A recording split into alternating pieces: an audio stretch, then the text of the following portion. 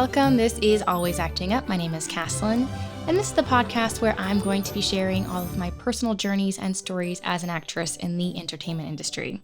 So this episode is going to be about that time when I became BFFs with Dave Bautista. But first, I do want to give a shout out to everyone who tunes in every week on my podcast, YouTube, Instagram, and of course, a very special shout out to my producer, Hisonni Johnson.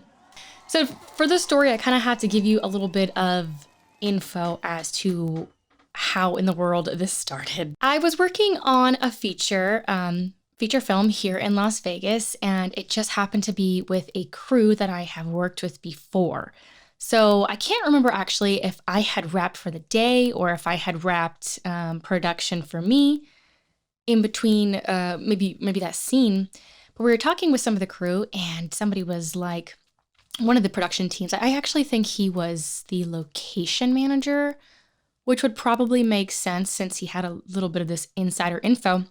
He was like, you know what, I heard there's another huge production coming into town. I think it's a Netflix feature. So I was like, oh my God, like, that's so cool. I haven't heard anything about it, but you know, knowing me, that I'm going to go home and I'm going to start doing researching and trying to get as much information as possible. So I went on like every single website. I started typing in like Netflix, Las Vegas. I went on IMDb and I eventually found it. And it turns out that it was Zack Snyder's Army of the Dead. Yeah, so I was pretty excited about this. And so this was going to be a huge feature specifically just for Netflix. And if you guys are into zombie movies or you're a big fan of Zack Snyder, you know that this is going to be an extremely high quality, amazing feature film. And this one specifically was going to be a sequel to his 2004 feature, Dawn of the Dead. So I thought that was pretty cool. And I decided like, well, I'm kind of on a roll right now with bookings, like, and I know all the casting directors here, like, I gotta be like on top of my game. Like if I need to start working out so I can look like some type of crazy zombie killer, or if you want me to be some type of zombie, like I'm gonna be ready. I started watching all these zombie movies and I was working out and I was like, I'm gonna be the first choice when they're looking for local actors. This was like a year and a half before production actually started. So I had been tracking on IMDb for a year and a half. And when you're on IMDb, there's a little option to hit that says track. And that way, every single time something has been updated, you get a notification. I did that for Google Alerts as well. And that was who was being added to the project, where it was going to be filming, casting, everything that happens with the film, you'll get a notification for. So at that time, it didn't have any information for casting. So I was like, well, let me just follow along and see if I can get some more information. So at this point, I've been tracking for, I want to say maybe a little over a year at this point. And I found out that production was going to be in New Mexico. Y'all, what? Literally, the synopsis of the story says, following a zombie outbreak in Las Vegas, a group of mercenaries take the ultimate gamble, venturing into the quarantine zone to pull off the highest heist ever attempted. So first of all, I think that's a little crazy, especially, I think it's actually being released around now, which is crazy because we are actually in quarantine. So I think that's a little bit crazy. But I was super convinced that, all right, well, it's going to be based in Las Vegas. Like, it has to be filming here. Little did I know that it's not. So the chances of me getting a role are very slim. But I've already put in all this work of researching. I know everything about it. I've been tracking it. I might as well see if I can still be a part of it in New Mexico. And I think what they're probably going to do is they probably took like, I don't know if this would be like B team.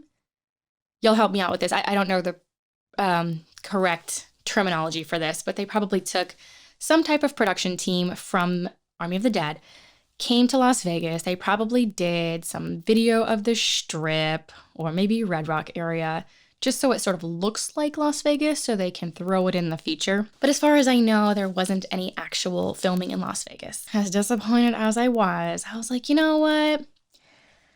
Let's try and be a part of this anyways. Like, it's still a Zack Snyder film that's going to be filmed semi-close. New Mexico is, it's funny, it's 3 states away technically. I actually thought that, apparently my geography is not on point. I actually thought that New Mexico was right below Nevada, but it's not. It's Arizona, and then over a little bit more is New Mexico. You're welcome for you guys that didn't know that either. So it's a little bit further than I thought, but it's still kind of close, and it's still considered a small market. So I kind of let everyone know that, hey, I've been tracking this film. I thought that I was going to be a part of it. Turns out it's filming in New Mexico. And I was telling my friend this, and he goes, oh, I'm actually from New Mexico. I should put you in contact with my sister. She is a talent manager out there, and she's also working, I forget what else she does, but I was like, holy moly, like, my stars are aligned. Like, I'm going to potentially get an opportunity to audition for this project, assuming they were looking for a little bit of local castings. So we get in touch, we're talking, and I tell her, hey, I want to be in Army of the Dead. It's a Zack Snyder film. It's going to be hopefully casting soon, and I would love to be a part of it. If you find anything, please let me know. And so I would say within a week or two, I get an email from her. And she was like, hey, great news. I heard about this casting that they're doing for Army of the Dead. So, oh my gosh, I was like, holy moly, like everything is actually happening according to plan. I've been tracking this film for 1.5 years, and the chances of me maybe getting an audition are actually about to happen. So I look at the link that she gave me, and I start doing a little bit of research at the casting directors and all the information that I feel you should be researching, especially if I'm going to take my butt all the way out there. And I was doing my research, and I was like, oh, I think they're looking for background actors. And as cool as that be, I just can't financially make that possible for a background actor. Most of the time, background actors for non-union, it's like minimum wage. And then, of course, you do get overtime over 8 hours. And I don't know the exact numbers for union background, but I don't think it's more than like $150 for 8 hours. I could be wrong. I have no idea. But it wouldn't make financial sense for me to go all the way to New Mexico with my own transportation, my own lodging for $150. It just doesn't make sense. And so I told her, I was like, oh, I think this is just background acting. And she was like, no, I called them. I asked if this was for principal and background. She goes, it's for both. And I was like, well, that's interesting. That's so cool. Maybe New Mexico operates a little bit differently than LA, and then of course Las Vegas. So I figured, okay, well, she's a manager. She knows what she's doing. Usually I would call just to make sure, because I'm so used to doing things on my own. It's not that I didn't trust her, but it just sounded a little off that a background casting was going to also be doing principal roles as well. But I was like, you know what? Give her the benefit of the doubt. Put your trust into her. If she's going to be your manager and someone you want to work with, you have to trust her. So I kind of decided that, well, this far in my career, I've had mediocre results. So I decided that if I wanted different results, I was going to have to try and do something that I've never done before. So I had a little bit of conversations with my friends, and they were like, yeah, do it. Like, it'd be so cool. Like, maybe it's a great opportunity. Like, maybe you will get an audition. How cool would that be in a Zack Snyder film? So I did. I booked some flights to New Mexico. I got myself an Airbnb. Usually I would get a car, but this time I was like, you know what? I'm literally only going to be there for like 1.5 days. I just can lift to where I need to go. And from what I've noticed about New Mexico is you can take from the airport, there is a shuttle. It's like $3. No, wait. It's less than that. I can't remember the number. Gosh, I can't remember any of these numbers. But it's like a super cheap amount to get to downtown area. It's very close. And even if you were to do an Uber ride, it's going to be under $10. So I figured, like, I'll just Uber and take a Lyft everywhere I need to go once I'm around town. So I'm in New Mexico. It's my first time there. I'm getting ready in the Airbnb. I was like, I'm going to rock this. My hair was like on point that day. And I get to this, it was like a rec center sort of area is where they were holding the auditions. And I figured, okay, like I understand this is New Mexico. I've never been here before. Maybe this is where they hold all their auditions. And I get there and I start seeing those not quite red flags. Like, I don't want to say like it was that bad, but I started having that feeling of, yeah, this is a background casting call. I still was going to give it the benefit of the doubt. I signed in and I went into the area where they were actually holding the auditions. And of course, once I opened the door, I saw the line of people wrapped around the walls. I have to take a deep breath. I knew at that moment it was for background. And if they actually were looking for principals, how would they know your skill level if they were only taking photos and accepting resumes? So I still decided, look, bitch, you made it all the way to New Mexico. You're here. Get yourself in line and see what the real story is. So I stand in line for about 45 minutes and I finally get to the front of the line and I was talking to some of the assistants that were there and I was like, well, I heard that this casting office was also doing principal roles. And so that's actually what I'm here for. And she goes, oh, no, I don't know where you heard that. I guess other people had heard that information as well. So it's possible that whoever was answering the phones on the other line was confused and was telling people that their office was doing both background and principal roles.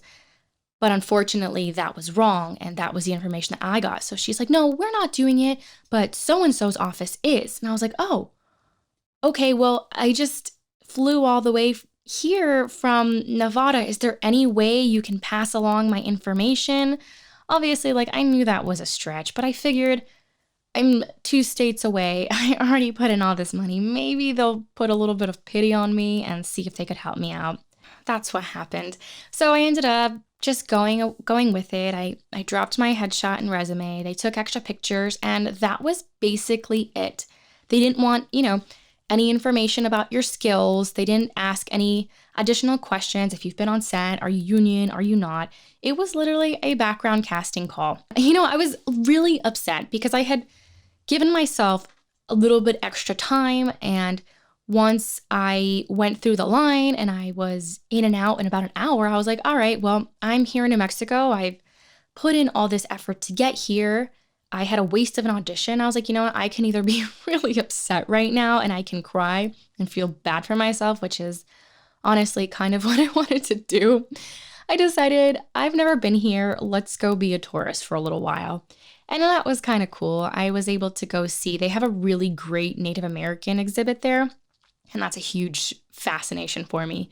So I did that for a little bit. I had myself a nice lunch, and then I took another lift back to the airport. And so that was a little bit of a fail. And at this point, it was a little embarrassing as well because the people here, my friends in Las Vegas, they kind of all knew that I was going out there for this audition and how'd it go? And to sit there and be like, yeah, it was a background casting call. It was a little embarrassing. And the funny thing is, like, for background casting calls, you can most of the time send a picture and resume via email. So I could have technically just done that and saved myself a couple $100. But hey, me, I like a good story to tell. At this point, I was like, you know what? I just feel like I've put so much effort into trying to be into this film that why would I stop now? So I kept going and I was like, you know what? I really actually haven't done yet. I haven't tried reaching out to the actors that were cast in the film. So I don't know if that was a good idea or not. IMDb at this point only had a certain amount of actors that were listed and attached to the project. So I decided that with my IMDb Pro account, I was going to go and look to see those actors that were cast and I was going to see if I can contact their representation. And so in my mind, I was like, you know what? Let's just do it. Like, you've already put in so much work. Just reach out to the biggest name there is. And of course, that would be Dave Bautista. For those who aren't quite familiar with who he is yet, he was huge WWE superstar. He was in Guardians of the Galaxy. He was just in Stuber, which was hilarious. And of course, this was during the time when Avengers Infinity War was just released. So he was super, super huge at the time. And, I reached out to his manager and I didn't hear anything back because, of course, why would I? Who am I? Why would he actually reach out and respond to me? And by the way, it's hard to get a response from anybody in this industry unless you're kind of important, which I'm not quite there yet. So I was like, you know what? I didn't get a hold of his manager, but let me reach out to Dave on Instagram. And that's what I did. At this point, what is there to lose? Honestly, what is there to lose? Nothing. So I took my little self on Instagram and I decided to reach out to Dave Bautista. And I said, hey, Dave, I know you're probably getting a bajillion of messages. Congrats on all of your success. I'm actually trying to jump on board of Army of the Dead. So-and-so is listed as your manager. I tried contacting him. If you're bored and want to have him contact me, let him know, and I hope to see you soon. So honestly, I probably wasted my special time. I could have had a stronger message, but y'all, he actually responded. He said, hey, Cass. First of all, he called me Cass as opposed to Caslin, which means, yeah, we are BFFs at this point. Hey, Cass. So-and-so is my manager, but he wouldn't have anything to do with casting. And he's like, I haven't really heard anything about casting at all, but I'm sure that would change soon. We're starting filming in July. I'm sorry, I know none of this info helps. And I was like, oh, that's so cool. Thanks for responding. And God, I feel like I actually wasted my conversations with him. Like, I should have made it more about him. But here I was just trying to, gosh, now I'm upset with myself the more I think about it. I was like, thanks for responding. I actually wanted to reach out to see if he was interested in taking on new clients. I'm going to go ahead and smack myself in the head right now. And I was like, I'm just trying to crack down on some doors. And he responded again. He's like, oh, I'll definitely let him know. And then I was like, of course, you're the best. You guys, and that is how Dave Bautista and I were BFFs. It's so hard to get someone to respond. And he responded not only once, but twice. And he called me Cass because only people close in my network actually call me Cass. So that was the story of how me and Dave Bautista are friends. And it's so funny because now that I'm thinking about it, I was like, man, what a wasted opportunity. I could have had a better conversation with him about something else. And at this point, we would have been BFFs for life. I could have asked him on my podcast. But at least there was a little communication. And that is so cool that he actually responded, especially because this was literally during the time Infinity War was coming out. So he's huge and, you never know what happens in the future. I could still have an opportunity to work with him on set. And that brings me to my moment of positivity. That's right. I'm still smiling. I got a positive attitude about this whole situation. And in case you're wondering, so what happened? Did you ever get to be on the show? No, the answer is no, I did not. I never ended up getting an audition, but that's okay because I think it's going to be released on Netflix soon, and I will still be watching it from the comfort of my own living room, and I'll be cheering on everybody who's a part of it. Just being positive, you gotta take every situation, and no matter how ridiculous or crazy or how dumb I felt, I still turned it into a positive experience. And for the most part, I'm going to say it's more so words of advice. Work smarter, not harder. Don't make these silly, ridiculous mistakes that I did because it'll cost you a lot of money. But anywho, just giving a shout out to Dave Bautista if you're watching. Hey, what's up? And thanks for following along, you guys. This was a fun episode, and feel free, if you actually do know him, tell him I said, what's up? Yeah, thanks you guys for watching. Go ahead and like, comment, feel free to subscribe, share this with your friends on the YouTube. Follow me on Instagram, Caslin Rose. What'd I say? Instagram, YouTube, podcast. Feel free to drop in the comments below questions, suggestions, or any other ideas. Or if you have a similar situation, please let me know, because this was hilarious. You guys have a good rest of your week, and I will catch you next time. Yeah, that was a true story. I dropped a couple hundred. I really thought, I was like, this is going to happen. It didn't happen, but you know, shit happens. So that's the story of how me and Dave Bautista were BFFs. I still think we're BFFs. It's cool. We were.